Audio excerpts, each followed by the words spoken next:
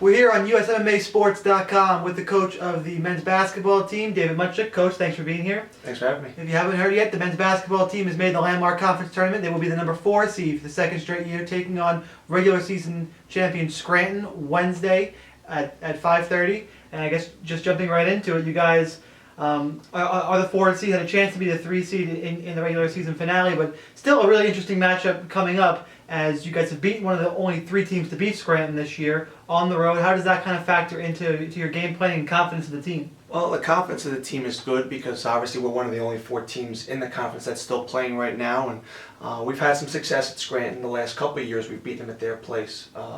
Had a tough game against them here. Up 5 at halftime, had double-digit lead in the first half, and some free throws, and they made some good plays down the stretch, Scranton did, and they're very well coached. Carl Danzy's been there a long time. His son Ross is a heck of a player, averaging about 20 points a game, probably the best player in our conference, so obviously everything we do starts on trying to take him away and out of what they want to do. But our guys are ready to go. They're excited to still be playing right now, and we're going to have some confidence going into Wednesday in a really tough playoff environment. It'll be fun.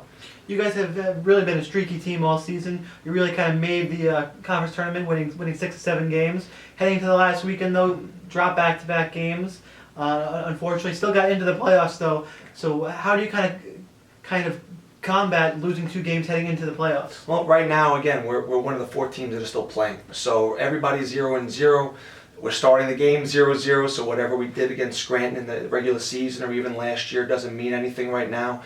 It's going to be about who can play playoff basketball, who can make their free throws, who can stop layups, stop dribble penetration, giving up the least amount of uncontested jump shots, and just making smart decisions in time and score situations. So guys have looked forward to this. Their goal was to get in to the conference tournament, and their goal is to win the conference tournament, but you can't win without being in it first, and so that we've accomplished the first goal, and now it's just doing the things that have gotten us to this point, which is making our shots, good ball movement. Obviously it starts with our 2 seniors, Zach Karcheski and Nick Sergio.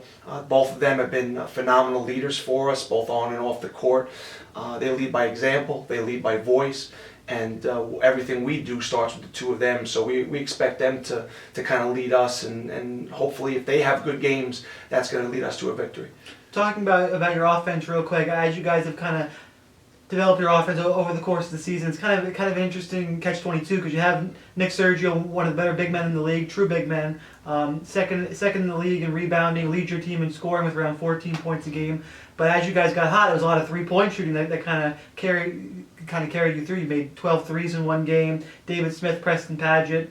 Just talk about how you kind of balance that, having a good big game inside. Even Zach Karcheski can play in the paint a lot, and having good jump shooters. It gives you guys a lot of options, but sometimes you guys seem to be confused about where to go, whether you want to beat a team up or jump shoot them to death. I think that's a good thing to be, because I think one helps the other. When you have a good big guy, it's going to pack the defense in a little bit more in the paint, which is going to spread the floor out for your shooters.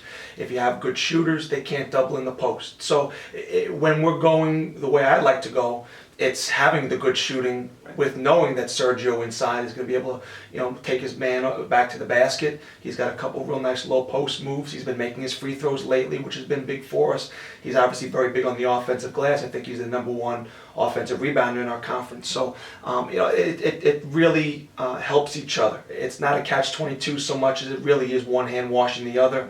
And when we're at our best, which is when we've beaten Goucher this year, we've scored 98. We've put up 91 on Drew.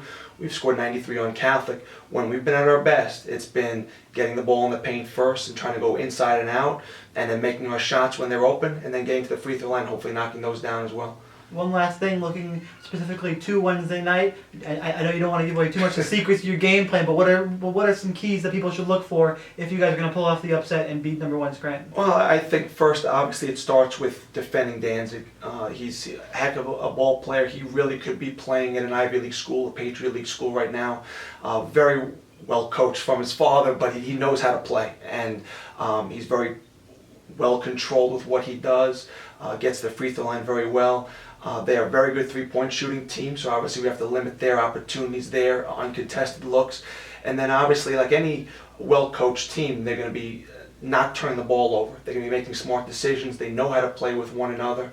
Their 5 starters, the last 12 or 13 games since they went a little bit smaller with their lineup, they've really been able to stretch the floor and open it up inside for their good post player in Brandon Boken, which is going to be a nice matchup in the post between Boken and Sergio. So it's going to be a fun environment. A lot of people there. Scranton draws really well, and there'll be a lot of white and a lot of purple in the long center. But we're ready to go. Our guys are really excited to have this opportunity and going to a place that we've had some success against a team that is obviously very formidable, but I think we match up pretty well against them. So it'll be fun. We're looking forward to it. Thanks for the time. Good luck on Wednesday. Thank you. The Merchant Marine men's basketball team takes on Scranton in the Landmark Conference semifinals Wednesday night at 5:30.